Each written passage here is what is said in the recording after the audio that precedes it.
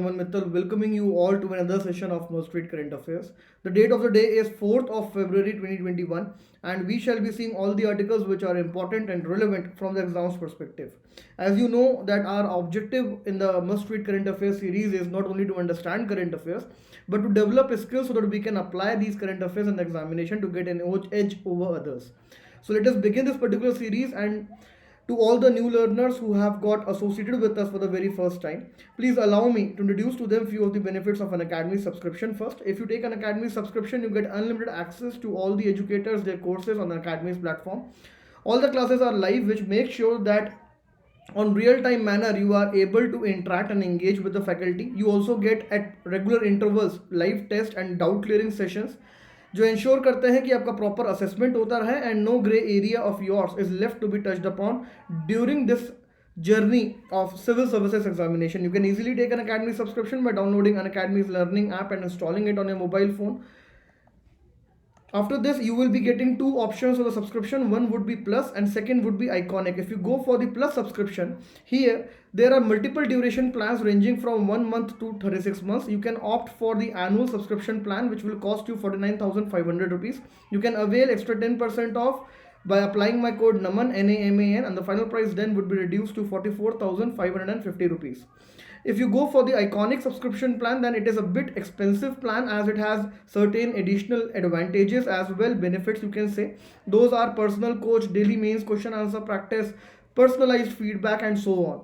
So the annual price of the iconic subscription will be 69,500, but you can avail again 10% off by applying my code NAMAN, and the final price then would be reduced to 62,550 rupees. इसी तरीके से अगर आप optional subscription choose करते हैं तो उसमें भी आप एनुअल प्लान चूज कर सकते हैं 27,500 रुपीज का. By applying my code you will again get 10% off and the final price then would be 24,750 rupees. Unacademy combat 7th of February को होने वाला है. You all can enrol absolutely free of cost on the Unacademy Combat. This is a pan India level prelims oriented kind of a test series जिसमें आपको opportunity मिलती है खुद को असेस करने के लिए at the pan India level and also an opportunity to win few of the exciting prizes. Let us come on to the first article of the day. Our first article is very important as Parliament is in the session. Budget session चल रहा है अभी. So number of bills are likely to be placed. और ये bills हमारे prelims mains interview perspective के लिए automatically important बन जाते हैं. One such important bill which is pending since last 3 to 4 years is the DNA bill. So this DNA bill basically stands for the DNA Technology Use and Application Bill 2019. 2019 क्यों? क्योंकि 2018 में जब 2017 में जब इसको इंट्रोड्यूस किया गया था तो 16th लोकसभा लैप्स हो गई थी, जनरल इलेक्शंस हुए, नई लोकसभा बनी, उसके बाद इस बिल को दोबारा इंट्रोड्यूस किया गया. So it was introduced in the Lok Sabha in 2019 and after that it was referred to the parliamentary standing committee on science and technology. So it was with that standing committee till now, and now the standing committee has come out with certain recommendations. So before understanding those recommendations, which are very crucial from the exam's perspective, first we need to understand the basics of the bill. What are the key provisions of the DNA Technology Use and Application Bill, and more importantly, why is the need to bring such a kind of a bill and give it a form of a law. Getting my point? So this is not a new concept that a DNA bill has been introduced in India. You need to understand कि DNA bill के ऊपर जो हम एक legislation लाने की कोशिश कर रहे हैं, it dates back to 1999 and 2000. So since then we have been working on streamlining the entire procedure of DNA collection, testing, profiling and so on. And for the first time a bill was introduced in 2003. लेकिन उस वक्त इसको इतनी importance नहीं accord करी गई, and it was only in the recent years that we have again picked up this particular issue and have tried to bring this bill in the form of a law. तो इस bill को 2019 में लोकसभा में introduce किया गया. The major provisions of the bill. First major provision that you will talk here about is the use of this bill, where we are gonna use this particular bill. So our usage of this bill will be with respect to all the matters which are placed under the schedule of this bill. So there is a schedule in the bill which is a kind of an appendix attached with the bill.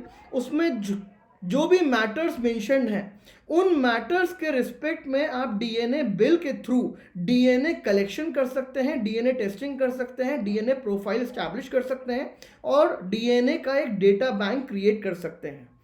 So this schedule consist of certain offenses which definitely are present in the IPC and the other statutes of our country. Apart from this, the more important thing that needs to be understood is that DNA bills application is not only restricted to the criminal matters, but it even goes beyond that to address civil matters. तो criminal matters में definitely हम इसको use करेंगे evidence को full proof बनाने के लिए and so on, लेकिन सिविल मैटर्स में भी इसका इस्तेमाल किया जाएगा, specifically in the issues like that of surrogacy, in the issues like that of paternity suits, maternity suits and so on, ताकि हम चाइल्ड की आइडेंटिटी को वहाँ पे आइडेंटिफाई कर सकें एंड सो ऑन. तो यहाँ पे आप अंडरस्टैंड कर सकते हैं दैट आर पर्पस और the objective of the DNA bill out here is to regulate and control. These two are the keywords. What we are trying to attempt, we are trying to regulate and control the use of DNA technology for establishing identities.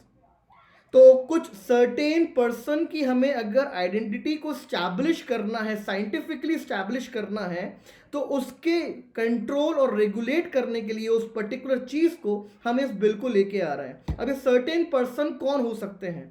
So these certain persons can be suspects, criminal suspects, these can be victims, these can be missing person including missing children, क्योंकि missing children according to NCRB data of 2017 there are around 1 lakh children who go missing each and every year in India. तो उनको अगर आप identify कर सकते हो using the DNA technology, so that will B a great idea. तो उसी को हम यहाँ पे एक लॉ का एक फॉर्मलाइज स्ट्रक्चर प्रोवाइड कर रहे हैं. सो this is the basic idea out here. Apart from this under trials के ऊपर भी यहाँ पे डीएनए प्रोफाइलिंग करी जा सकती है and so on. Okay, so this is the first thing, our purpose of this bill and the usage of this bill, and the use is mentioned under the schedule. इसके अलावा you need to understand कि हम इसमें collection कैसे करेंगे. The second most important provision of the bill, how are you gonna collect the data out here. So for the collection of the data, consent is required. Now from the prelims perspective, please try to understand, is consent required in each and every case of the collection? Then the answer is no. Now we will understand those things, but in the majority of the cases consent is required. Consent, if there is an accused, the punishment to whom can be accorded up to 7 years. अगर कोई accused है और वो जो offence है जिसके कारण उसको अक्यूज बनाया गया है, उस ऑफेंस की मैक्सिमम पनिशमेंट अगर 70 ईयर्स के आसपास है, तो यहाँ पे रिटन कंसेंट की जरूरत पड़ेगी. So a written consent would be required here. But if an accused is accused under an offence जहां पे maximum punishment exceeds 7 years, 7 years के बियॉन्ड अगर पनिशमेंट है, so there no consent is required. So this is the only exception out here, जब आपको consent लेने की जरूरत नहीं है while collecting the DNA sample. Otherwise हर केस में आपको रिटन कंसेंट लगेगी, भले वो अक्यूज्ड को ना हो, लेकिन वहां पे कंडीशन है कि 7 ईयर्स से कम का पनिशमेंट उसको मिलना चाहिए in that particular offense. Apart from this, अगर हम victims की बात करें, close relatives की बात करें, तो here as well the provision of written consent is mentioned, and if the written consent is not given by these individuals, then there is an alternative solution as well with the law enforcement agencies. They can go and take the approval of the magistrate. If they get the approval of this magistrate, then they can go and collect the sample even if the consent has not been given by these specific individuals. यहाँ पे I don't think कि किसी को कोई doubt होगा in the collection provision. Apart from this, the major provision, one of the most important provision is on the DNA data bank. So there is a provision to create a DNA data bank. Now DNA data bank, according to the bill of 2019, is to be created at two levels: regional level and national level. तो national level पे obviously there will be one national DNA data bank, and there will be various of regional DNA data bank. Every DNA laboratory which is present in India as of now, करीब 18 से 20 DNA laboratories हैं India में, सिर्फ इतनी ही हैं. तो as of now ये जो लेबोरेटरीज हैं, जो भी ये डीएनए की टेस्टिंग करती हैं, प्रोफाइलिंग करती हैं, प्रोसेसिंग करती हैं, ये डेटा इनको शेयर करना पड़ेगा after the enactment of this bill with that of the regional data bank and national DNA data bank. ये मैंडेटरी बनाया गया है इस पर्टिकुलर प्रोविजन में. इसके साथ साथ इन डेटा बैंक को सर्टेन इंडाइसेस मेंटेन करने पड़ेंगे. इंडाइसेस इन द सेंस कि जो भी आपने डेटा सैम्पलिंग करी है, डेटा प्रोसेस करा है ऑफ द डीएनए, उसको आप कैटेगराइज कर सकें अकॉर्डिंगली.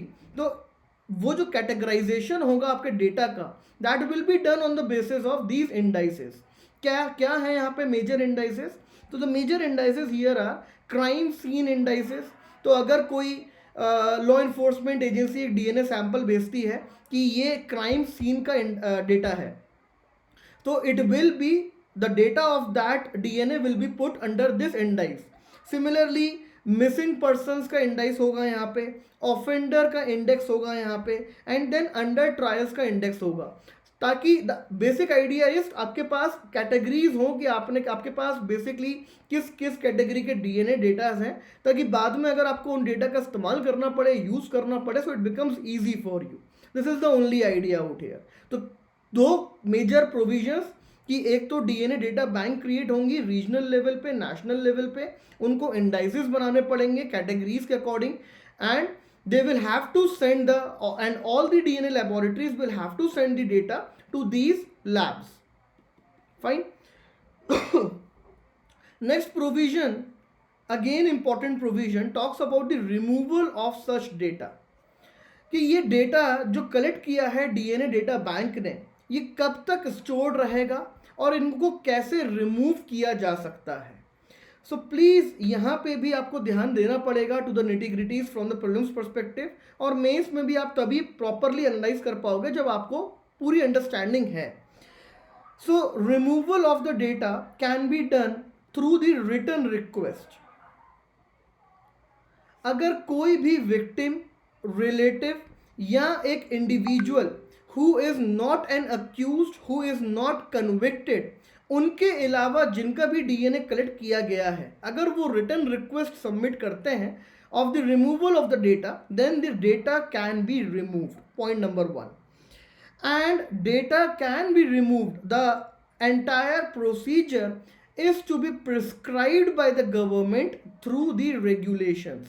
तो यहाँ पे गवर्नमेंट लेटर ऑन नोटिफाई करेगी कि हम यहाँ पे क्या रेगुलेशंस बना रहे हैं, क्या प्रोसीजर्स बना रहे हैं कि रिमूवल आप कैसे कर सकते हैं. As of now what we know is कि यहाँ पे रिटर्न रिक्वेस्ट अगर सबमिट होती है तो on the basis of that data can be removed. Apart from the return request, even if there is an order by the court, so on the basis of the court's order also data can be removed. तो ये तीन major चीज़ें हैं, एक return request, एक court का order, और तीसरा through the notification letter on government can bring in the procedures to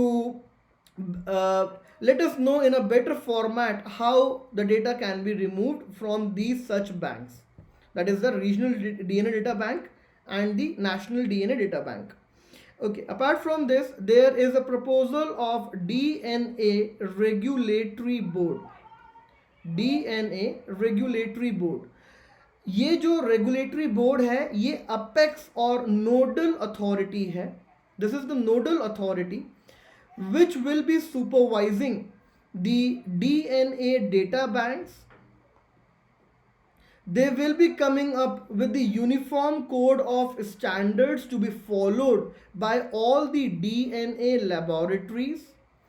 And here the key members would be, the chairperson of this regulatory board would be secretary of the Department of Biotechnology, and apart from other eminent persons जो यहाँ पे major members हैं वो हैं DG of NIA and director of CBI. ये important है because ये सारी चीज़ें मैं लिमिटेशंस में यूज़ करूँगा आपके साथ. तो मैं आपको वही पॉइंट्स बता रहा हूँ जो आप प्रोविजंस में भी मेंशन कर सकते हैं और लिमिटेशंस में भी आप उनका इस्तेमाल कर सकते हैं. Okay. Apart from this the function of the regulatory board would be to provide accreditation to the DNA labs. तो अगर कोई भी नई आपको डीएनए लैब सेटअप करनी है तो उसको जो सर्टिफिकेशन प्रोवाइड होगा, उसका जो एक्नॉलेजमेंट होगा, that would be done by the DNA regulatory board. That is the accreditation process. It will also give recommendations to the central government as to when and how we have to establish more number of DNA laboratories in the countries. तो ये major function है DNA regulatory board का, एक supervise करना DNA data banks को national and regional level पे. Apart from this,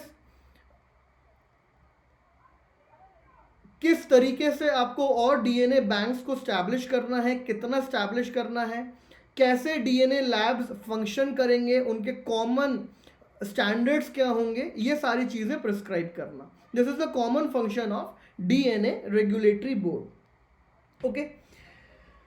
Now here there is one more provision of the destruction. जैसे मैंने आपको रिमूवल में बताया, तो यहाँ पर रिमूवल में एक पॉइंट और रह गया था हमारा. द पॉइंट इज कि except for the criminal cases all the samples are to be destroyed. Getting my news point that apart from the criminal matters, तो criminal matters के अलावा आपने जो भी डीएनए सैंपल्स कलेक्ट करे हैं, may be for the civil matters, may be for the identification of the डिकीज person in a disaster management activity और फॉर द डिजास्टर मैनेजमेंट, तो इस तरीके से आपने जो भी सैंपल्स कलेक्ट करे हैं उनको आपको डिस्ट्रॉय करना पड़ेगा. This has been mentioned in this particular provision, जो आप रिमूवल में ही मेंशन कर सकते हैं. हम वहाँ पे डिस्कस करना भूल गए. Okay, now let's talk about the need of this particular bill, कि इस बिल की नीड क्या है. So the first and the foremost importance of this bill is as it supports and it strengthens the justice delivery system of our country. You already are well aware with the loopholes of the criminal justice system of our country.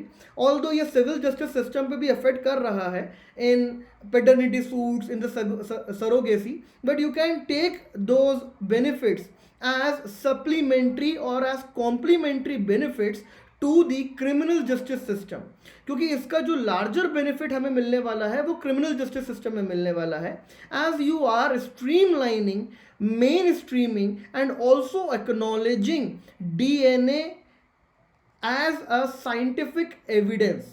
आप इसको जब push provide करोगे, so it will become very easy for the investigative officers to come up with more number of DNA laboratories and network of them, जिसके कारण full proof evidence आप collect कर सकते हो. They can be then used by the trial court जजेस as well to conclude the case in a timely manner and so on. तो ये सारे जो बेनिफिट्स हैं they are largely related to the justice delivery system and specifically to the criminal justice system. तो उसको support कर रहा है, ये उसको स्ट्रेंथन कर रहा है. And here it is also streamlining and mainstreaming DNA technology. So streamline और मेन स्ट्रीम दोनों थोड़ा सा डिफरेंट है.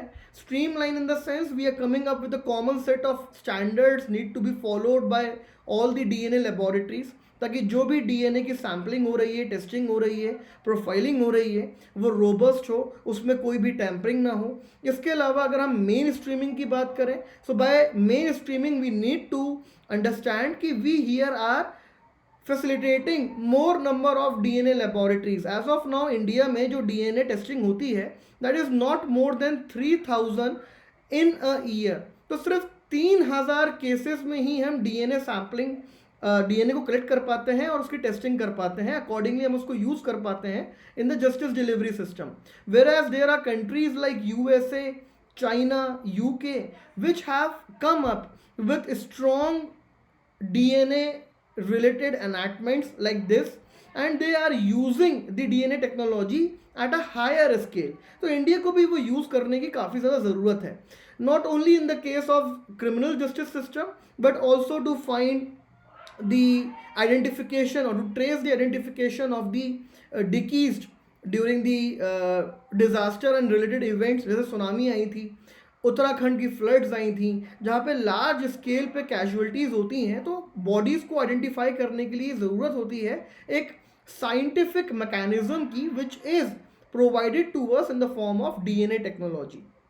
ओके, तो ये सारी चीज़ें आप यहाँ पे नीड में डिस्कस कर सकते हैं.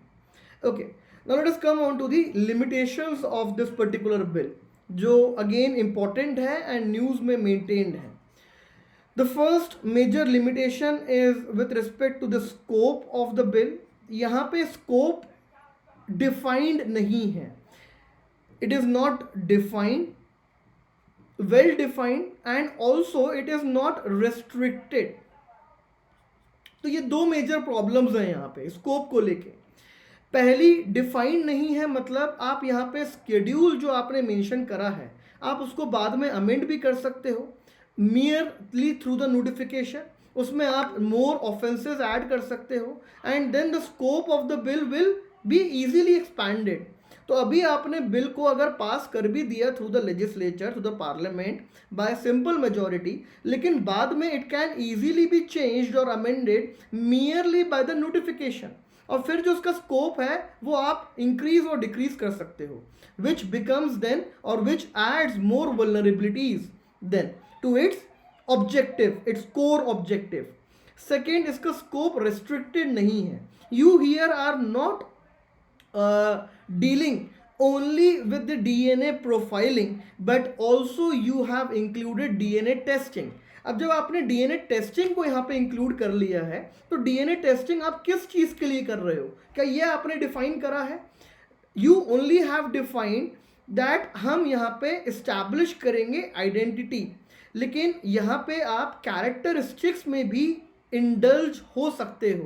That is you can go for identifying the health status of that individual, behaviour of that individual, and if that data then is transferred to the other sectors, to the other agencies, then it can have spill over effects. Understand करिए कि law enforcement agencies के पास एक DNA sample आता है, उनके साथ collaboration है एक इंश्योरेंस कंपनी का, हेल्थ इंश्योरेंस कंपनी का.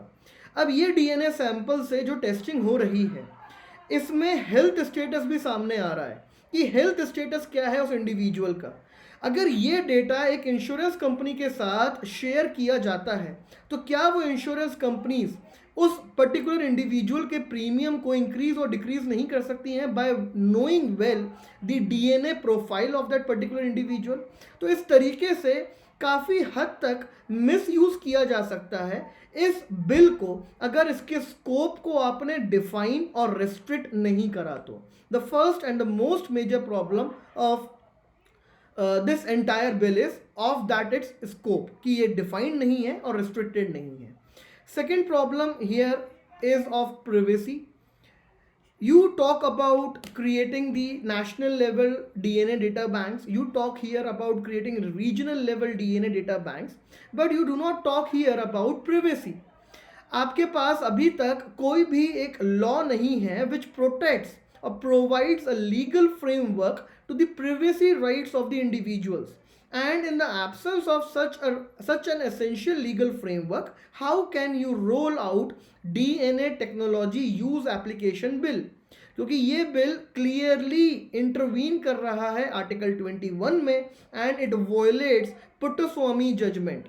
पुट्टस्वामी जजमेंट के जो 3 टेस्ट थे उनको आप रिकॉल करिए, that there should be a law there should be a legitimacy and there should be a proportionality or a nexus between these two things. And you do not have a law which safeguards the privacy or which protects the privacy rights of the Indian individuals. तो privacy rights यहाँ पे severely compromised हैं and they are compromised even more when you look it through the indefined scope and broad definition of the bill. तो अगर आप scope के lens से इसको देखोगे तो आपको वल्नरेबिलिटीज प्रिवेसी से रिलेटेड बहुत ज़्यादा देखने को मिलेंगी. Third issue here is of consent. Consent को आपने कंप्लीटली बाईपास कर दिया है bye allowing the law enforcement agencies to get the approval of the magistrate. अब मैजिस्ट्रेट यहाँ पे किस बेसिस पे अप्रूवल देगा, कितने टाइम में अप्रूवल देगा, शुड ही और she also give sufficient reasons while giving or while not giving a kind of approval. ये सारी चीज़ें यहाँ पे डिफाइन नहीं है. तो कंसेंट अगर नहीं भी मिलता है लॉ इन्फोर्समेंट एजेंसीज को तो उनके पास एक ईजी रूट है to go to the magistrate, और क्योंकि वहाँ पे कोई भी प्रोविजंस डिफाइंड नहीं है so it becomes very easy then कि आप वहाँ पे इजीली अप्रूवल ले सको from the magistrate and go for the data collection. DNA collection को आप इजीली वहाँ पे ले सकते हो. The fourth major limitation here is of the destruction of the data. See, यहाँ पे although एक चीज़ mentioned है कि criminal matters के अलावा जो भी आपने DNA कलेक्ट करा है उसको सेंड करा है DNA लेबोरेटरीज में, DNA लैब्स में, DNA डेटा बैंक में, वो डेटा को आपको डिस्ट्रॉय करना है. But we need a data of DNA, we need a DNA profile of the Indian citizens. You need to understand this. Because until and unless you have a DNA profile or a data bank of the DNA profiles of large number of Indians, how are you gonna use it for the civil matters like identifying the deceased because of certain disasters? तो आप उन unidentified bodies को कैसे identify करोगे जब तक आपके पास एक डेटा बैंक नहीं है. You should go for a data bank, but only after you have a strong legal framework to protect the privacy and also personal data of the people. क्योंकि ये जो डेटा है, डीएनए का जो data है, this comes under the sensitive personal data and it should be protected through the Personal Data Protection Bill of 2019, which is also with the joint parliamentary committee as of now. इसके अलावा जो limitation की आप बात कर सकते हो, you can talk here about the storage. You can storage in the sense कि कितने टाइम तक आपने डीएनए के डेटा को स्टोर करके रखना है, ये यहाँ पे डिफाइंड नहीं है. अब यहाँ पे ये जो दोनों चीज़ें हैं, डिस्ट्रक्शन और storage, they go analogous to each other. कि अगर आप डिस्ट्रक्शन यहाँ पे डिफाइन करते हो तो स्टोरेज भी अपने आप ही डिफाइन हो जाता है. सो अगर आप यहाँ पे डिस्ट्रक्शन मेंशन करते हो तो स्टोरेज अलग से मेंशन करने की ज़रूरत नहीं है, आप इसको उसमें भी इंक्लूड कर सकते हो. But if the question specifically comes on the limitations of the DNA bill और the DNA act by the time you are giving mains, तो आप नंबर ऑफ लिमिटेशंस को इंक्रीज करने के लिए पॉइंट्स को फर्दर भी ब्रेक कर सकते हैं, right. And the last major concern जो आज के आर्टिकल्स में भी रेज करी गई है, even by the Justice B. Madan Lokur, he talks about using this DNA data for caste and community based profiling. तो क्योंकि यहाँ पे स्कोप डिफाइन नहीं है तो हो सकता है कि अगर कोई, जैसे अभी दिल्ली राइट्स हुए थे, तो अगर ऐसे लार्ज स्केल पे कोई वायलेंस होता है तो उसमें अगर आप डीएनए कलेक्शन के लिए जाते हो, so in the guise of DNA collection you can basically go for the caste based profiling or community based profiling, which again can be used or misused or abused by the law enforcement agencies later on. तो ये सारे basic points हैं जो आपको यहाँ पे समझना है. तो as of now in the given structure and the given framework of the DNA technology, use an application bill. This clearly violates the Puttaswamy judgment of 2017 and its three test formula. It does not accords the safety to the privacy of Indian individuals, and it has large scope of misuse and abuse in its present structure. यहाँ पे last चीज़ जो हम जो समझेंगे, that is the recommendation given by the standing committee on science and technology, क्योंकि इसने काफ़ी important recommendations दी हैं through which you can make this particular DNA bill further rationalised and more acceptable. So first recommendation out here talks on the scope. Committee says that we need to restrict the scope of the bill to the regulation of DNA profiling and not extend it to DNA testing. तो आप DNA profiles को यहाँ पे include कर सकते हो कि आपने प्रोफाइल्स बनानी है. प्रोफाइल्स बनानी है for what purpose? Just to get the identity, just to establish identity, but not characteristics. Characteristics में आप health भी include कर सकते हैं, behavior include कर सकते हैं, etc. So you can basically trace out from a particular DNA sample the entire family lineage. पूरी आप फैमिली लीनिएज ट्रेस आउट कर सकते हो, उनका हेल्थ स्टेटस आप ट्रेस आउट कर सकते हो, बिहेवियर ट्रेस आउट कर सकते हो, and then it can be misused and abused.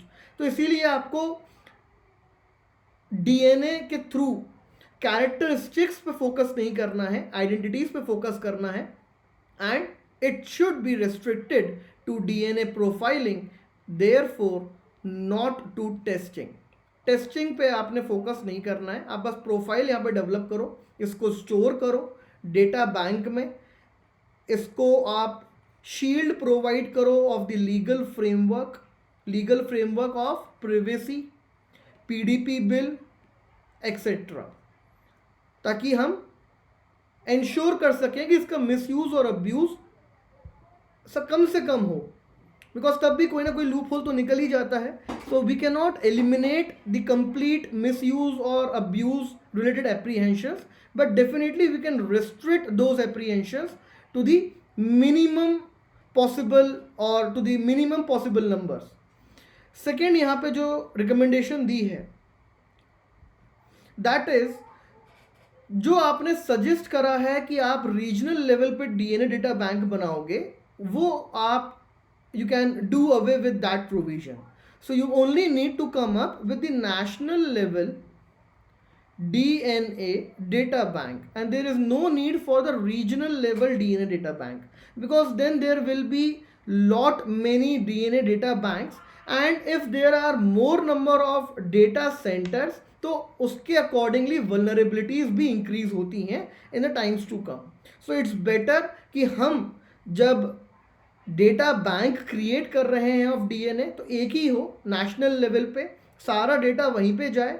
आप वहाँ पे चाहो तो कैटेगराइज कर सकते हो, रीजनल लेवल पे आप डेटा बैंक्स मत बनाओ, बिकॉज उनको सिक्योरिटी प्रोवाइड करना, वहाँ पे फिर एप्रीहेंशंस को दूर रखना with respect to privacy, threat, data loss, disclosure of data and so on, it becomes more difficult. अच्छा, यहाँ से डिस्क्लोजर से मुझे एक पॉइंट याद आया जो हमने डिस्कस करना था पहले इन द मेजर प्रोविजंस. तो प्रोविजंस में ही एक पॉइंट आप मेंशन कर लीजिए, पनिशमेंट एंड ऑफेंसेस, जो इस बिल में मेंशन्ड है. तो ये बिल बात करता है definitely of certain punishments and offences when disclosure of the DNA data is made by any official. So the maximum punishment given under the bill is of 3 years along with fine. और ये कब मिलेगा? When a sample has been used without authorization or disclosure of the information of the DNA has been made by not adhering to the bill or to the law if it gets enacted. तो इसके terms में punishment और offences mentioned है in the bill. Okay, तीसरा major recommendation जो standing committee यहाँ पे propose करता है, it talks about removal of the data even of the offender. तो ऑफेंडर अगर कोई है, अगर कोई एक्यूज्ड है, लेकिन अगर उसका एक्विटल होता है, so after the acquittal within 30 days data of that individual should automatically be removed from the data bank, right. लेकिन डेटा के रिमूवल को हम एम्फसाइज नहीं कर रहे हैं, because there are opinions by the experts कि आपके पास एक डेटा बैंक होना चाहिए। तो यहाँ पे दो ओपिनियंस हैं, एक है कि आप डेटा को for the time being collect करोगे ऑन अ टेम्परेरी बेसिस, उसके बाद आप इसको डिस्ट्रॉय कर दोगे। देन देयर आर ओपिनियंस कि आप डेटा को for a longer time you can collect the data and store the data. तो दो ओपिनियंस हैं। तो यहाँ पे जो ज़्यादा इम्पॉर्टेंट है, जो ज़्यादा सिग्निफिकेंट है, वो ये है कि आपके पास एक डीएनए डेटा होना चाहिए, ताकि उसी की बेसिस पे फिर आप अपनी इन्वेस्टिगेशन को ईजी बना सकते हो, आइडेंटिफिकेशन ईजी कर सकते हो, और डीएनए टेक्नोलॉजी का जो एप्लीकेशन है उसको भी आप और ज़्यादा एफिशिएंट बना सकते हो। And it is possible only when you have a data bank, जिससे आप एआई टेक्नोलॉजी का इस्तेमाल करके easily you can trace out the original identity of the individual, जिसको आप ट्रेस करने की कोशिश कर रहे हो। तो यहाँ पे पार्लियामेंट्री स्टैंडिंग कमेटी ने तो ये रिकमेंडेशन दिया है कि डिस्ट्रक्शन होना चाहिए डेटा का, और to of all the persons who are accused when they are acquitted, then within 30 days the data of the same should be erased automatically. Then it talks about DNA regulatory board. Fourth point, DNA regulatory board. अब DNA regulatory board में क्या problem है? तो standing committee बोलती है कि DNA regulatory board को हमें इंडिपेंडेंट बनाना है। अभी आपने गवर्नमेंट ऑफिशियल्स का रिप्रेजेंटेशन मैक्सिमम इंश्योर करा है in the DNA regulatory board. कौन है यहाँ पे? सेक्रेटरी है of the department of biotechnology, who is the chairperson of this board. Then there are members like the DG of NIA, director of CBI. So it is very easy for the regulatory board to be influenced by the government. So it's better कि आप यहाँ पे उन लोगों को include करें जो government के मेंबर्स नहीं हैं, and we need to make the entire regulatory board more autonomous and independent.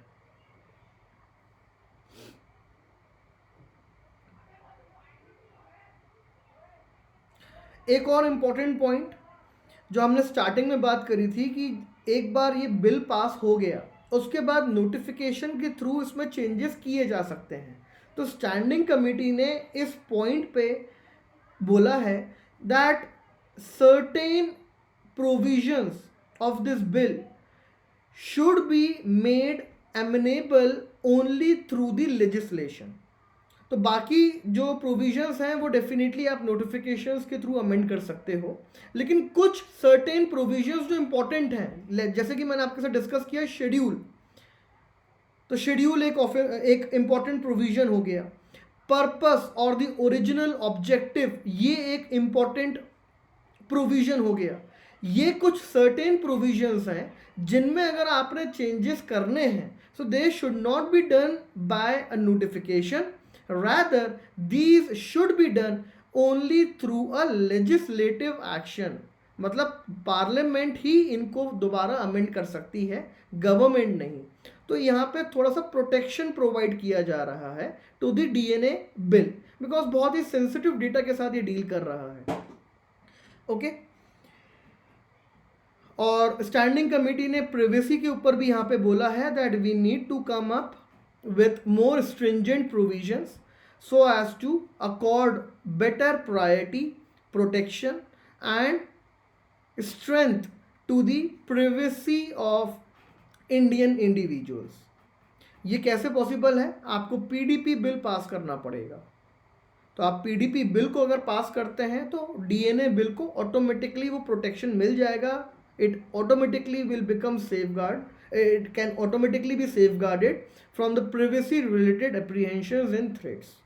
तो ये मेजर प्रोविजंस हैं ऑफ द डीएनए बिल। तो डीएनए बिल के मेजर प्रोविजंस क्या हैं, उसकी नीड क्या है, उसमें लिमिटेशंस क्या हैं, फिर स्टैंडिंग कमेटी के यहाँ पे मेजर पॉइंट्स क्या हैं, उनकी रिकमेंडेशंस क्या हैं, ये सारी चीज़ें हमने काफ़ी अच्छे तरीके से आई थिंक अंडरस्टैंड कर ली हैं। आपको यहाँ पे कुछ डाउट है तो आप मुझसे पूछ सकते हैं, अदरवाइज हम नेक्स्ट आर्टिकल देखेंगे।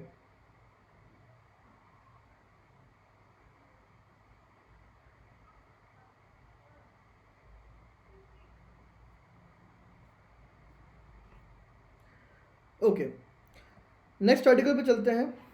Next article here talks about the 15th finance commission recommendations. तो ये अभी तक हमने डिस्कस नहीं करा था, एक पेंडिंग टॉपिक था कि हमें डिस्कस करना था कि इस बार जो फाइनेंस कमीशन है उसने क्या नए चेंजेस किए हैं, क्या क्राइटेरिया के साथ वो लेके आया है devolution of the proceeds of the taxes that is to be divided between centre and the state government. तो ये सारी चीज़ें आज हम डिस्कस कर लेते हैं, important both from prelims and mains perspective. तो इस आर्टिकल में ज़्यादा कुछ पॉइंट्स नहीं है, इस आर्टिकल को एज एन एक्सक्यूज़ मैंने पिक किया है ताकि हम ये चीज़ें डिस्कस कर सकें। However you can go through this article once we are done with the content of the recommendations of the finance commission, because एक ईजी क्विक रिविजन आपका हो जाएगा। तो talking about the finance commission first, finance commission एक constitutional body है under article 280 constituted by the president of India. Generally इसमें 5 members होते हैं, जो चेयरमैन होता है वो पब्लिक अफेयर्स का एक्सपर्टीज़ रखता है। Apart from this there are other members में यहाँ पे जो मेजर हैं जो इंक्लूड होते हैं, दोज आर द जजेस of the high court. Apart from that there is a member who has expertise in the finance and accounts, financial matters, economics and so on. तो ये एकदम core prelims point of view से हो गया, static हो गया। इसके बाद टर्म्स ऑफ रेफरेंस की अगर हम बात करें कि फाइनेंस कमीशन की टर्म्स ऑफ रेफरेंस क्या होती हैं, तो टर्म्स ऑफ रेफरेंस में फाइनेंस कमीशन के आता है that how we can divide the funds between centre and states, what kind of funds which have been collected in the consolidated fund of India. So जो divisible pool है which is consolidated fund of India, उसको कैसे divide करना है between centre and states. The recommendations for this is given by the finance commission, although these recommendations are not mandatory, लेकिन convention ऐसा है कि generally the recommendations of the finance commission are accepted by the government. Apart from the division और devolution of the funds from the divisible pool, यहाँ पे finance commission also talks about grants in aids that needs to be provided to the state governments, and how we can augment the facilities or funds for the Panchayati Raj institutions of our country. तो states ऐसे क्या measures ले जिसके through पंचायती Raj institutions हो गए, urban local governments हो गए, इनकी कैपेसिटी को हम इम्प्रूव कर सकें, मेजरली फ्रॉम द फाइनेंशियल और फाइनेंस पर्सपेक्टिव। ये कुछ टर्म्स ऑफ रेफरेंस होते हैं फाइनेंस कमीशन के। अब यहाँ पे इस साल फाइनेंस कमीशन ने क्या मेजर चीज़ें करी हैं, क्या मेजर चीज़ें बताई हैं, वो हम देखते हैं। So finance commission talks here about the devolution of 41% of the funds between centre and the states. In the 14th finance commission this devolution figure was 42%, तो इसको रिड्यूस कर दिया है इस बार by 1%, and this finance commission's recommendations are gonna be applicable from 2021 till 2026। तो 5 साल के लिए जनरली कॉन्स्टिट्यूट की जाती है। अब ये जो 1% का रिडक्शन किया है, why has it been done? So it has been done because Jammu and Kashmir's status has been downgraded from state to the union territory। तो इसीलिए इसका जो अब इसको जो फाइनेंसेस मिलेंगे वो सेंटर का ही पार्ट बनेगा, तो इसको स्टेट और सेंटर के बीच में डिवोल्यूशन जो हो रहा है उसमें इंक्लूड करने की ज़रूरत नहीं है। तो जब जम्मू एंड कश्मीर को एक्सक्लूड करा फाइनेंस कमीशन ने, 15th फाइनेंस कमीशन ने, तो यहाँ पे 1% का डिवोल्यूशन पे फ़र्क आ गया फ्रॉम 42 to 41%। इसके अलावा यू नीड टू अंडरस्टैंड कि जो भी डिवोल्यूशन ऑफ फंड्स होता है it is done horizontally and vertically. So when I talk about vertical distribution of the net proceeds of the sales of the taxes, it is between the center and state, कि centre से कौन से fund states की तरफ जाएंगे और कैसे जाएंगे, this is the vertical distribution. When I talk about horizontal distribution, then how funds are to be distributed among these states. तो ये दो सेट ऑफ रिकमेंडेशंस होते हैं, एक वर्टिकल और एक हॉरिजॉन्टल. तो वर्टिकल में यहाँ पे फाइनेंस कमीशन ने बोला है कि 41% आपने शेयर करना है funds which have been collected in the divisible pool, consolidated fund of India. अब horizontal that is among the states कैसे डिस्ट्रीब्यूट करोगे. 41% सपोज करिए 100 रुपये हैं. अब 100 रुपये आपने डिस्ट्रीब्यूट करने हैं, ये डिसाइड हो गया, लेकिन इसको बचे हुए 28 स्टेट्स में आप कैसे डिस्ट्रीब्यूट करोगे, इसके ऊपर भी तो कोई क्राइटेरिया होना चाहिए. तो यहाँ पे criteria was devised also by the 14th finance commission, जो काफ़ी न्यूज़ में रहा था, and that has been amended to an extent by the 15th finance commission. तो मेजर क्राइटेरिया हम यहाँ पे समझते हैं. The first criteria is the income distance. Income distance का मतलब होता है कि जो हाईएस्ट स्टेट या एक जो वो स्टेट है जिसकी हाईएस्ट जीडीपी है, ग्रॉस डोमेस्टिक प्रोडक्ट है, उस स्टेट से the state having the highest income, how far it is from rest of the states. तो एक स्टेट है जिसकी जो जीडीपी है वो काफ़ी ज़्यादा है, उसको हम यहाँ पे 100 मान लेते हैं. That we are taking it as a reference. इसकी सबसे ज़्यादा है, so it has now become a model state, and from here we will trace out कि बाकी स्टेट्स का जो जीडीपी है वो कितनी कम है इस हाईएस्ट स्टेट से. तो ये सपोज करिए केरल की है for example. So next state हुआ कर्नाटका, उसकी होगी 80. तो ये जो डिस्टेंस है between these two, on the basis of this funds are given, ताकि हम स्टेट्स के बीच में एक पैरिटी मेंटेन कर सकें. We can go for the region based, regionally balanced development of the nation, right.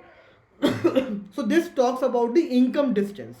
14th finance commission ने बोला था कि जो भी डिविजिबल पूल है उसमें 50% जो वेटेज होगा वो इनकम डिस्टेंस पे डिपेंडेंट रहेगा. 15th फाइनेंस कमीशन ने इसको रिड्यूस कर दिया है टू 45%. तो ज़्यादा डिफरेंस नहीं है, सिर्फ 5% यहाँ पे 15th फाइनेंस कमीशन ने रिड्यूस करा है. तो पहले इसको आप आई होप कि आप इसको समझ पा रहे हैं. पहले तो हम डिस्ट्रीब्यूशन कैसे कर रहे हैं हॉरिजॉन्टली अमंग द स्टेट्स. तो अगर आपके पास टोटल 100 रुपये हैं जो आपको बांट रहे हैं, उसमें से 41% आप स्टेट्स में बांटोगे, ये डिसाइड किया. अब आपके पास आ गए 41 रुपीज़. 41 रुपीज़ को आपको सारे स्टेट्स में बांटना है. कैसे बांटोगे, इसके लिए हॉरिजॉन्टल डिस्ट्रीब्यूशन की अब हम बातें कर रहे हैं. हॉरिजॉन्टल डिस्ट्रीब्यूशन में पहला हमने जो क्राइटेरिया पिक करा है दैट इज इनकम डिस्टेंस. इस इनकम डिस्टेंस में हमने देखा कि जो स्टेट की हाईएस्ट जीडीपी है उससे बाकी स्टेट कितना पीछे हैं. On the basis of that we will provide them the funds, ताकि वो कैच कर सकें उस हाईएस्ट जीडीपी वाले स्टेट को, और जो इंडिया में डेवलपमेंट हो रही है वो रीजनली बैलेंस्ड हो. Further inequalities, specially regional inequalities हम क्रिएट ना करें. तो इस क्राइटेरिया को 50% वेटेज दिया गया था 14th फाइनेंस कमीशन के द्वारा, और 15th फाइनेंस कमीशन ने इसको 45% का वेटेज दिया है. Second important criteria is population of 1971. तो पॉपुलेशन 1971 में कितनी थी किस स्टेट में, उसके बेसिस पे डिस्ट्रीब्यूशन करना. तो 14th फाइनेंस कमीशन ने इसको वेटेज दिया था 17.5% का, एंड 15th फाइनेंस कमीशन ने यहाँ पे 0 वेटेज दिया है, that is not applicable. 15th finance commission ने 1971 के पॉपुलेशन को इंक्लूड नहीं करा है दिस ईयर और in this finance commission. Next criteria is population of 2011. So the weightage given by the 14th finance commission was 10, and this has been increased to 15 by the 15th finance commission. यहाँ पे एक issue arise हुआ था last time जब 14th finance commission ने recommendations दिए थे कि southern states which have done commendable work towards the social indices, specifically towards population stabilization, controlling the birth rate, and so on. So they felt that we are being disintensified. क्यों? क्योंकि हमारी population कम है. क्यों कम है? क्योंकि हमने measures लिए, टाइमली मेजर्स लिए, फैमिली प्लानिंग के, पॉपुलेशन को हमने स्टेबलाइज करा, MMR, IMR, birth rate, death rate, सबको हमने कंट्रोल करा, और आज हमारी पॉपुलेशन कम है. So we should be awarded. हमें हमारे एफर्ट्स का रिकग्निशन मिलना चाहिए और उसका अवार्ड मिलना चाहिए. लेकिन आप क्या कर रहे हो? आपने पॉपुलेशन 2011 का सेंसस लिया.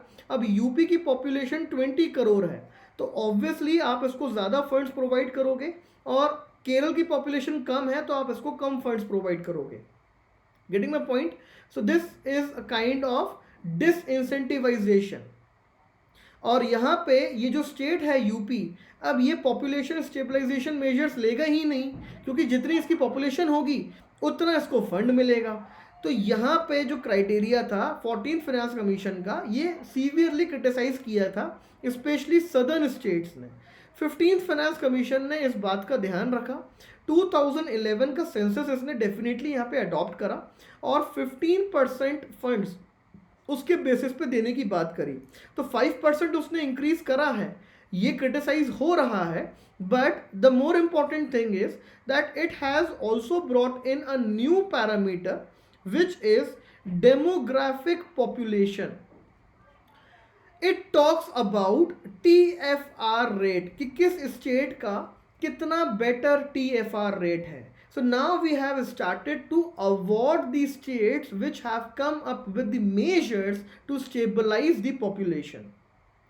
तो सदर्न स्टेट्स का जो एप्रीहेंशन थे उनको कुछ हद तक टू एन एक्सटेंट हमने यहाँ पे कंटेन करने की कोशिश करी है. लेकिन क्योंकि यहाँ पे 5% इंक्रीज कर दिया है, तो थोड़ा सा क्रिटिसिज्म यहाँ पे अभी भी हो रहे हैं. तो demographic population is the new criteria introduced by the 15th finance commission. तो ये यहाँ पे वैलिड नहीं है, उस वक्त ये था ही नहीं 14th फाइनेंस कमीशन के टाइम पे, और इसको 15th फाइनेंस कमीशन ने 12.5% का वेटेज प्रोवाइड करा है.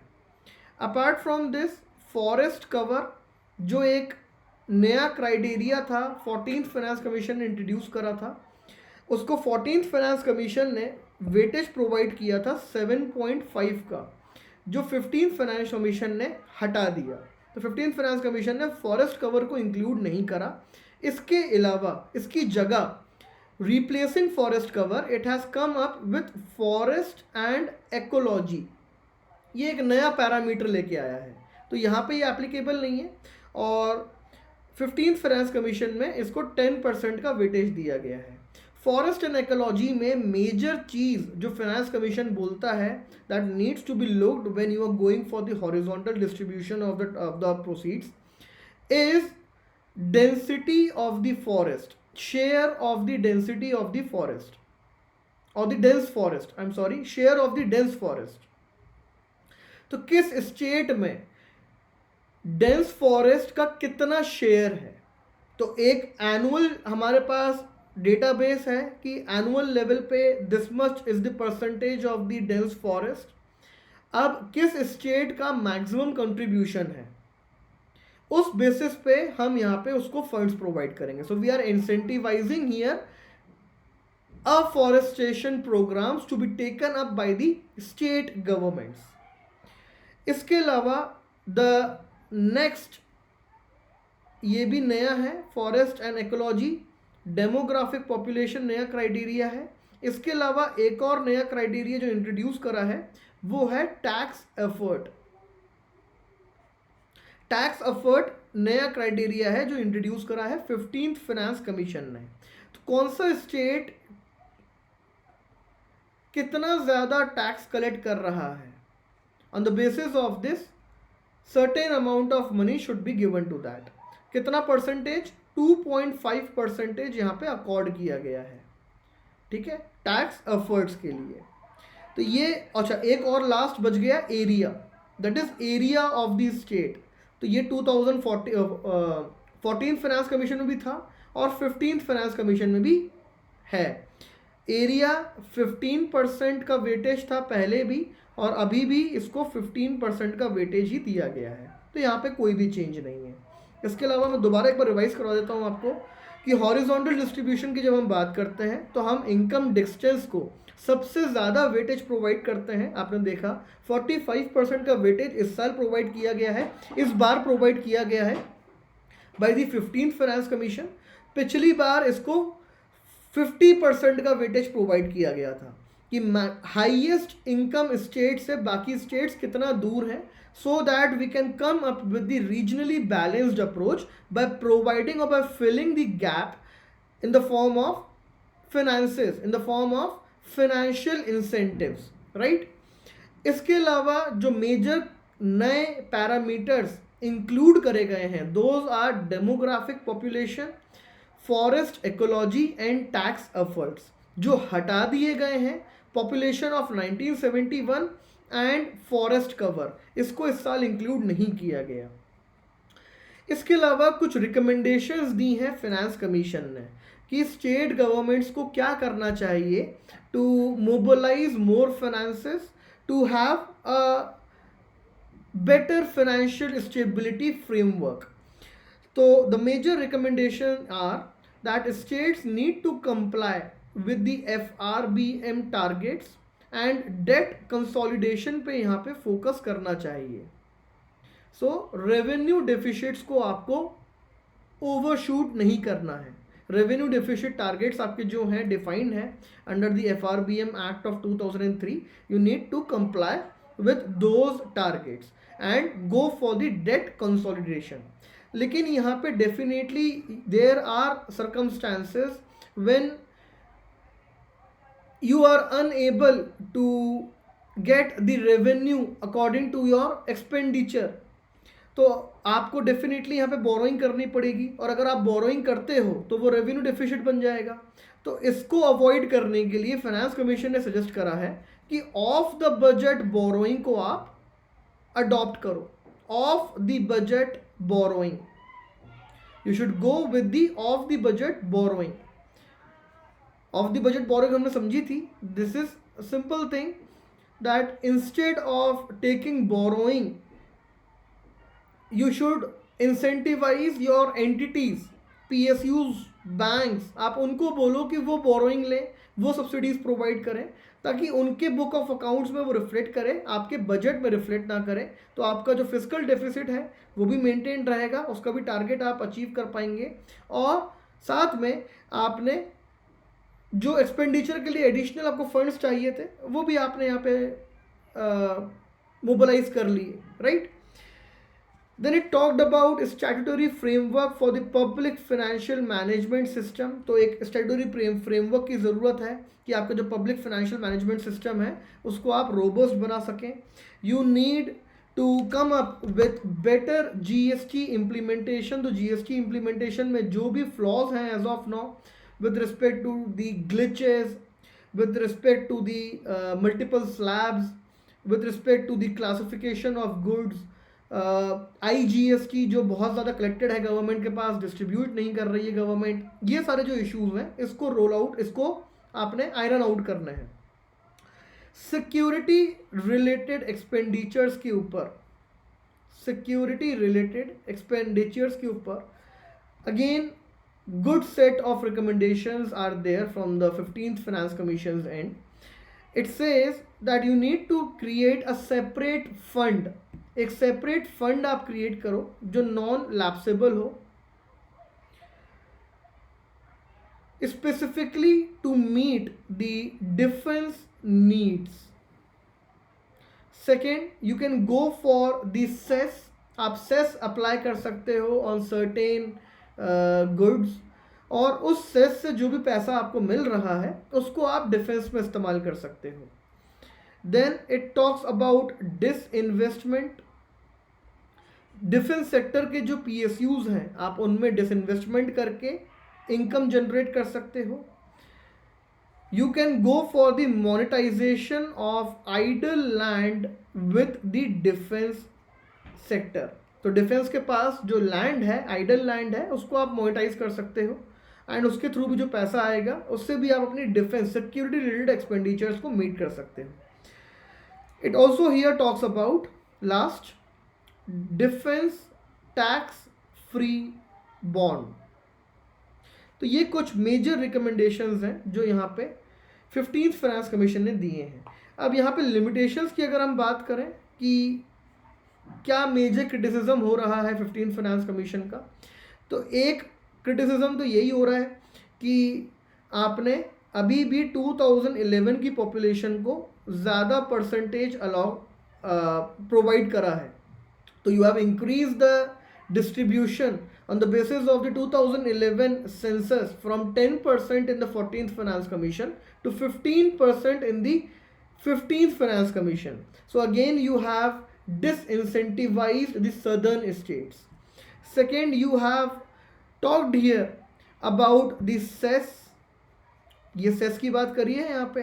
तो सेस जो है वो डिविजिबल पूल का पार्ट नहीं बनता है एंड ऑलरेडी सेस सरचार्ज पे गवर्नमेंट ओवरली रिलाई कर रही है.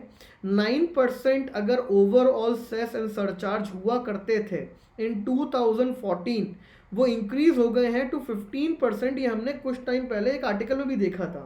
और यहाँ पे भी अगर आप 15th फाइनेंस कमीशन के रिकमेंडेशंस को देखेंगे, उसके बाद जो डेटा सामने आता है तो 41% तो डिविजिबल पूल से आपने शेयर करना है. एंड जो गवर्नमेंट का रेवेन्यू है टोटल सेंट्रल गवर्नमेंट का, उसमें 31% सेस और सरचार्ज से आने लगा है आज की डेट में. तो ये अगर आप फर्दर इंक्रीज करेंगे, so this reduces the divisible pool because you are diverting the funds from the consolidated fund of India to the central funds जो डिविजिबल पूल का पार्ट नहीं बनते हैं और वो स्टेट्स के बीच में डिवाइड नहीं हो सकते हैं. तो इसके थ्रू स्टेट्स का शेयर डेफिनेटली रिड्यूस होता है. तो ये जो सेस को आप प्रमोट कर रहे हैं, this is a bad idea. तो यही सारी चीज़ें इस आर्टिकल में दी हुई हैं. अब इतना डिटेल में तो इस आर्टिकल में डेफिनेटली नहीं लिखेगा, आपको मिलेगा, but you can definitely go through it for a quick revision. आपको तुरंत एक आइडिया लग जाएगा कि हमने अभी जो भी डिस्कस करा उसका आप क्विकली यहाँ पे रिवाइज कर सकते हैं. अच्छा, एक और चीज़ जो मैं आपको डिस्कस करूँगा ग्रांट्स एंड एड्स के बारे में. तो ग्रांट्स एंड एड्स में यहाँ पे बात करी गई है ऑफ दी, ये भी लिमिटेशन है, performance based distribution and sector specific distribution. These are the two new criteria developed by the 15th Finance Commission for distribution of the proceeds among the states. कि परफॉर्मेंस बेस्ड आपने distribution करना है, जो state जितना perform कर रहा है accordingly आप उसको डिस्ट्रीब्यूट करो. तो ये भी एक तरीके से इंसेंटिवाइजेशन है, लेकिन कुछ स्टेट्स ऐसे हैं जिनका बेस इफेक्ट ही काफ़ी लो है, so they definitely will be here at a disadvantage. Sector specific distribution की बात करी है like nutrition, health, pre school education, hygiene, sanitation. इन सेक्टर्स में जो स्टेट बेटर काम कर रहे हैं उनको आप फंड्स ज़्यादा प्रोवाइड कर सकते हैं. तो ये एक नया इंट्रोड्यूस करा है यहाँ पे 15th फाइनेंस कमीशन ने.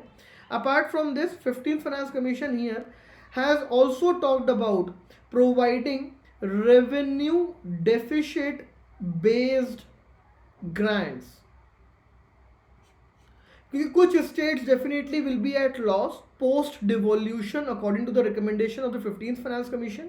तो जो स्टेट्स लॉस में हैं उनके रेवेन्यू डेफिसिट को आप कैसे कवर करोगे? तो you will cover those states, यहाँ पे 14 स्टेट्स हैं approximately, you will cover those 14 states through these grants, revenue deficit based grants. Then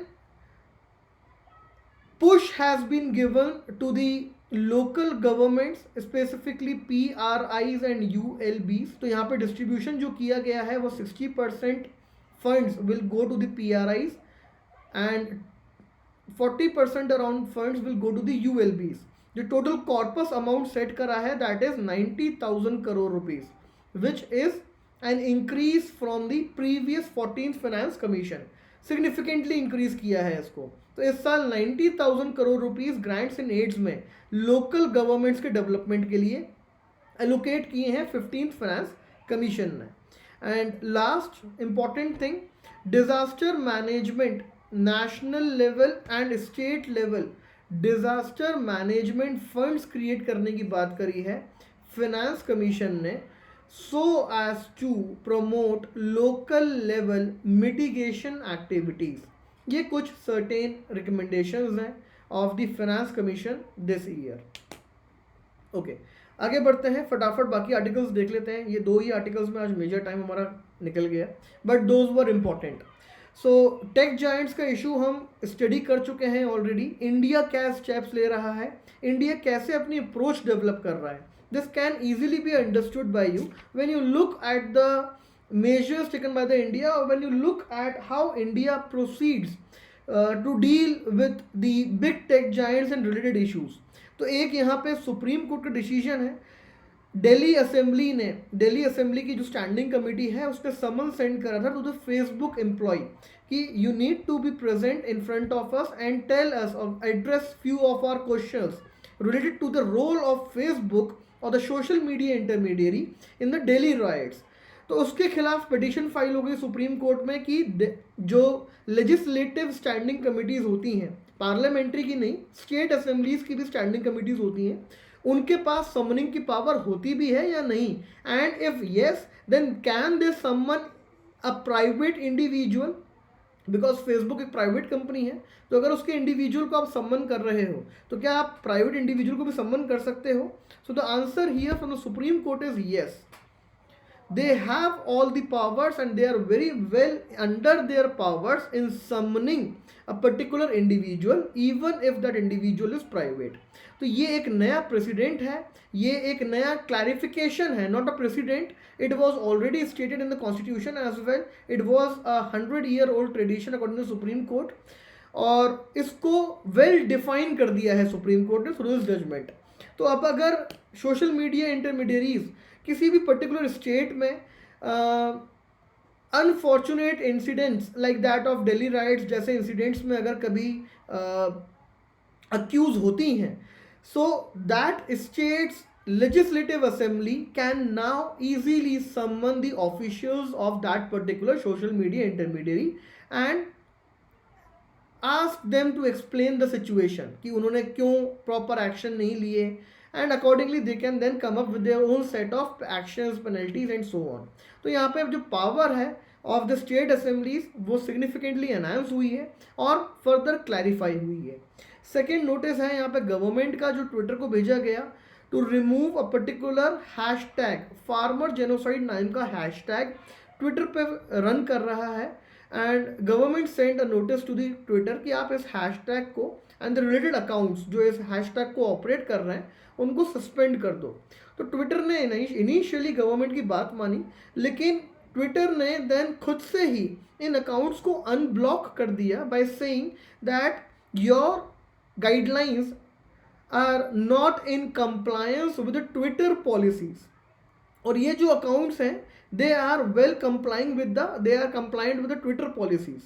So you can see here that again a social media intermediary, a platform, how it is flouting the directions, guidelines given by the government।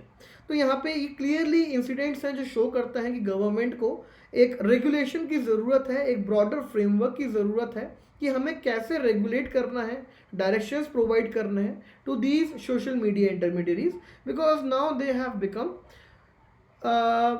more challenging and also non-cooperative with the government, जिसके कारण हम issues को arrest नहीं कर पाते हैं। अब यहाँ पे भी जो फार्मर जेनोसाइड का हैशटैग है इसको यूज़ करके मिस इन्फॉर्मेशन स्प्रेड करी जा सकती है, फेक न्यूज़ क्रिएट करी जा सकती है, हेट स्पीच क्रिएट करी जा सकती है एंड सो ऑन। सो यहाँ पे Twitter should have complied with the government's order. Okay, इस आर्टिकल को आप यूज़ करेंगे साइबर सिक्योरिटी में एज एन एग्जाम्पल। तो यहाँ पे जो आपको पॉइंट पिक करना है that is the unsolicited commercial communication, ये कीवर्ड है, एक आप ये यूज़ करेंगे। सेकेंड आप यहाँ पे यूज़ करेंगे TRAI, role of TRAI and telecom operators, because एक पेटीएम की पिटीशन फाइल हुई थी दिल्ली हाई कोर्ट में, जहाँ पे पेटीएम ने ये बोला है, एलिगेशंस लगाए that telecom operators are not complying with the guidelines of TRAI. जो गाइडलाइंस हैं ये TCCCPR 2018। अब ये गाइडलाइंस अपने आप में उतनी इंपॉर्टेंट नहीं है। The guidelines only talk about very telecom operators that they should verify the telemarketers, they should have a proper mechanism to delist और restrict the defaulters, जो repeated offenders हैं, जो बार बार frauds cause कर रहे हैं on the cyber network by calling, by being a telemarketer or something like that। लेकिन telecom operators इस guideline को फॉलो नहीं कर रहे हैं। और पेटीएम का ये कहना था कि Paytm has suffered huge loss, the subscriber of Paytm have suffered huge loss because proper verification tools were not ensured by these telecom operators according to the TRAI guidelines। तो कैसे हमारे यहाँ रेगुलेटरी लैप्सेस के कारण भी cyber threats can emerge and they can become more significant, ये यहाँ से आपको समझ में आता है। तो साइबर थ्रेट में ऑनलाइन फिशिंग, साइबर फिशिंग की जब हम बात करते हैं, इसमें ट्राई टेलीकॉम ऑपरेटर्स का भी एक सिग्निफिकेंट रोल है। This needs to be understood from this particular article और अकॉर्डिंगली आप इसको यूज कर सकते हो in the times to come. Okay, NGT का एक ऑर्डर है, ये भी कंप्लायंस की बात करता है कि monitoring mechanisms for compliance of the conditions with respect to the environmental projects they need to be ensured. तो यहाँ पे एनजीटी ने ये डायरेक्ट करा है। एंड एक और चीज़ जो एनजीटी ने बोली है कि district environment impact assessment authority हमें क्रिएट करनी चाहिए। This should be created by the state governments in each and every district, ताकि डिस्ट्रिक्ट लेवल पे भी एनवायरमेंट इम्पैक्ट असेसमेंट किया जा सके। Again an important suggestion by the NGT जो आप लेटर ऑन यूज कर सकते हैं in the conservation, restoration, environment protection and so on. Okay, ये बजट में एक गवर्नमेंट ने इंट्रोड्यूस करा है renewed push to the urban mobility, and here the renewed push is emphasising on the metro projects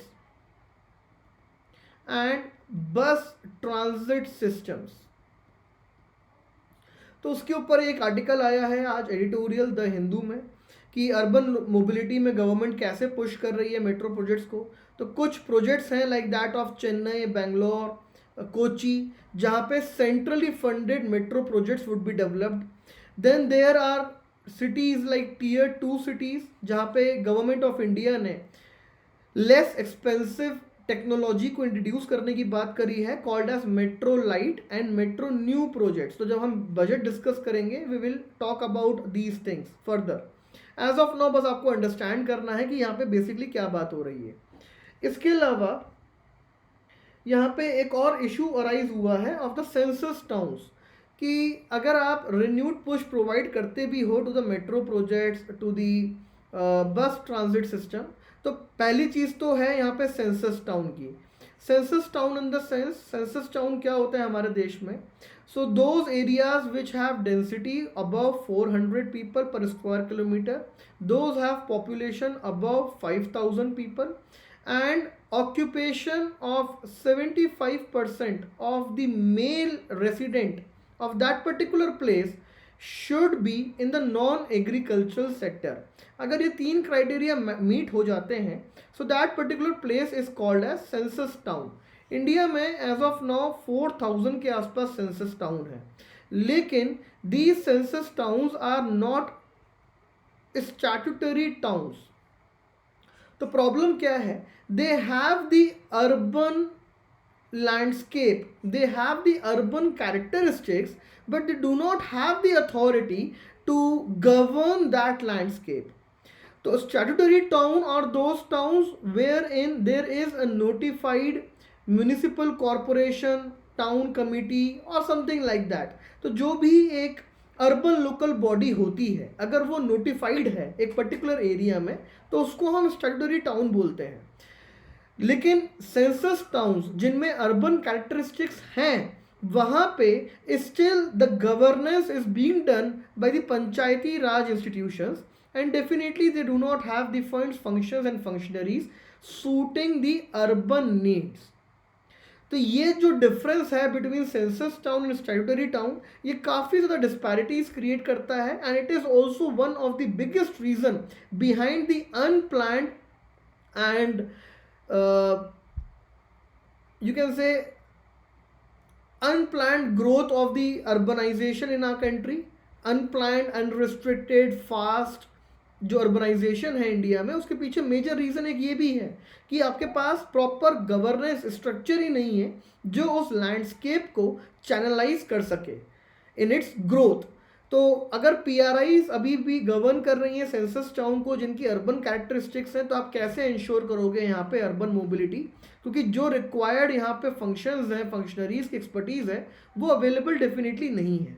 apart from this बस transit system में यहाँ पे पीपीपी मोड गवर्नमेंट ने सजेस्ट करा है अगेन इन द बजट, लेकिन ये भी रोल आउट करना काफ़ी डिफिकल्ट है बिकॉज स्टेट गवर्नमेंट्स का यहाँ पे रोल काफ़ी इंपॉर्टेंट है। It is under their subject.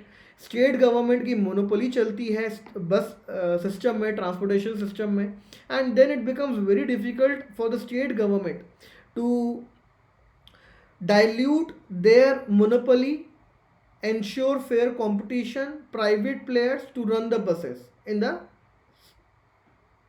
cities or in the specific state। तो ये सर्टेन यहाँ पे बातें इस आर्टिकल में करी गई हैं। इसके अलावा indigenisation of defence and defence manufacturing, इसके ऊपर ये आर्टिकल है। The biggest make in India defence contract has been given to the HAL by the Indian Air Force for the 83 light combat aircraft that is Tejas worth 48,000 crore rupees। तो एक example है, अगर आप इसको indigenisation में use कर सकते हैं, मेक इन इंडिया में यूज़ कर सकते हैं, and this further will improve the capacity and specialization of HAL, make it competent enough to export this technology to the neighboring countries and extended neighborhood as well। Border management में smart walls का concept यहाँ पे introduce किया गया है। Smart wall is an idea which as of now is in discussion in the USA. तो USA में Trump ने बात करी थी कि हम वॉल क्रिएट करेंगे, फिजिकल बैरियर क्रिएट करेंगे बिटवीन मैक्सिको एंड यूएसए, ताकि इलीगल इमिग्रेशन को हम रोक सकें। Now Biden is of the opinion that we should come up with the smart wall। So we are not talking about the smart wall in the context of US, but we have drawn the idea of a smart wall to be applied in the Indian context। India में भी अगर आप borders देखें specifically with China, with Pakistan, तो the terrain is very rough and it becomes very difficult in such a terrain to come up with the physical barriers। Physical fencing आप करो, electrification करो, physical patrolling आप ensure करो, it becomes very difficult, और इसीलिए loopholes create होते हैं, and then the problems of infiltration, smuggling of arms and ammunition, organised crime taking place through the border, ये सारी प्रॉब्लम्स आपको देखने को मिलती हैं। सो इट्स बेटर कि हम स्मार्ट वॉल्स क्रिएट करें। Smart walls are dependent on the technology like thermal imaging, artificial intelligence, radar systems, installing multiple sensors etc। तो इसको आप इंस्टॉल कर सकते हैं इंडिया में भी, and they should supplement the physical barriers और physical monitoring of the Indian borders. तो बॉर्डर मैनेजमेंट के पर्सपेक्टिव से एक वर्ड है स्मार्ट वॉल्स, जिसको आप ड्रॉप कर सकते हैं। और इसको कहाँ कहाँ ड्रॉप करेंगे? इंडिया बांग्लादेश के बॉर्डर में ड्रॉप कर सकते हैं, वहाँ का बॉर्डर पोरस है, डेंस है। इंडिया पाकिस्तान का बॉर्डर में यूज़ कर सकते हैं, टेरेन काफ़ी रफ है। इंडिया चाइना के बॉर्डर में यूज़ कर सकते हैं, राइट। तो यहाँ पे आप स्मार्ट वॉल्स का इस्तेमाल कर सकते हैं। ओके, न्यू स्टार्ट ट्रीटी के बारे में हम काफ़ी टाइम से डिटेल में पढ़ चुके हैं already. The only latest update is that US government finally has extended New START treaty by 5 years। तो उसके पहले हमने रशिया के रिस्पेक्ट में न्यूज़ देखी थी कि रशिया की पार्लियामेंट ने अलाउ करा है extension of new start treaty by 5 years, और अब यूएस ने भी इसको अप्रूवल दे दिया है। So this was the last remaining arms reduction pact between US and Russia, जो आर्म्स रिडक्शन पे फोकस करता है, बिकॉज INF ट्रीटी से यूएस ऑलरेडी विड्रॉ कर चुका है। स्टार्ट 1 एक्सपायर हो चुकी है 2009 में, सॉट ट्रीटी जो थी 2002 की वो रिप्लेस कर दी स्टार्ट ने। तो सिर्फ स्टार्ट ही, न्यू स्टार्ट ट्रीटी ही एक लौती ट्रीटी बची थी। और यहाँ पे मेजर जो आर्ग्यूमेंट्स थे of the US was to include China, otherwise we will not renew the start treaty. तो हमने इसमें देखा था कि चाइना के साथ आप सेपरेट सेट ऑफ नेगोशिएशंस कर सकते हैं। There is no need to include new China into the new start because it is not practically feasible. तो वो यहाँ पे भी मेंशन्ड है इस आर्टिकल में। And the only update is that new start treaty has been extended, और ये इंपॉर्टेंट बन जाती है with this from the prelims and mains perspective. Okay, JCPO के रिस्पेक्ट में भी developments are in the news, तो आप इसको ट्रैक कर सकते हैं। डिटेल में हम ऑलरेडी देख चुके हैं JCPOA को भी काफ़ी बार। तो यहाँ पे भी जो डेडलॉक मेंटेन्ड है that is now over inclusion of further members like the Saudi Arabia in the agreement of JCPOA to which Iran is not agree. तो ईरान बोलता है JCPOA की कंडीशंस भी वही रहेंगी और मेंबर्स भी वही रहेंगे, ना आपने कंडीशंस चेंज करनी है ना आपने नए मेंबर्स को इंक्लूड करना है। This is the only condition of Iran if you want to restart the JCPOA again. So Biden already had a flexible approach, इसके कारण वेस्ट एशिया डायनामिक्स में काफ़ी चेंजेस आए।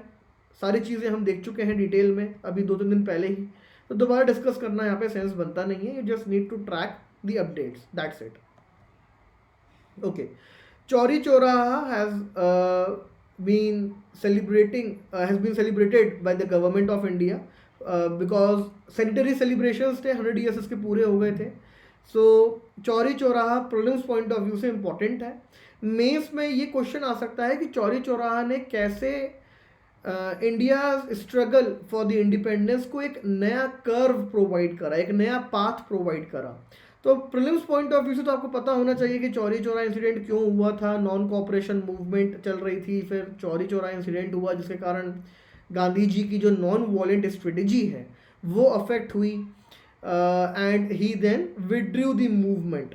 Now when he withdrew that movement, non cooperation movement, so that withdrawal of the Gandhi definitely upset many of the revolutionaries, not only the radical revolutionaries जिनके कारण फिर एक extremism led India freedom struggle आपको देखने को मिला, but also it did upset mainstream leaders like the Jawaharlal Nehru, Motilal Nehru etcetera. तो काफ़ी मेन स्ट्रीम लीडर्स भी अपसेट हुए थे। They also then started to come up with the alternative methods and approaches to fight with the colonial rulers. And these radical extremists, they had then an affirmed thought कि now the only way out is through the violence. अब non violence is definitely not an option कि हमें आज़ादी मिल जाएगी। And this is how the entire curve changed of the India's freedom struggle. Now we are running short on time, otherwise हम इसको थोड़ा सा और डिटेल में डिस्कस करते हैं। कोई नहीं, कभी और इसको डिस्कस कर लेंगे। इसको एक क्विक रीड आप दे सकते हैं, इंडियन एक्सप्रेस में आर्टिकल आज आया था। I have shared all the articles with you on the Telegram channel PrepNuts। आप वहाँ से इन सबको डाउनलोड कर सकते हैं एंड स्टडी कर सकते हैं, राइट। ये दोनों आर्टिकल्स मैं 3 फरवरी के जब आर्टिकल्स आपके साथ डिस्कस करूँगा तब हम लोग इनको एक बार डिटेल में देख लेंगे। So these were some of the articles that were to be discussed with you all today. किसी कोई डाउट है तो आप मुझसे पूछ सकते हैं, otherwise we will call it a day.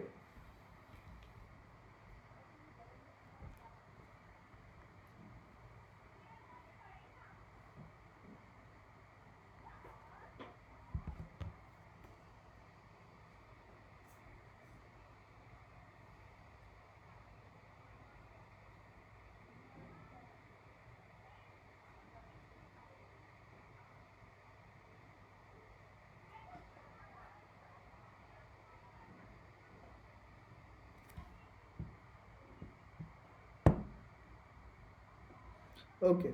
Thank you all for your patient listening. Have a great day ahead.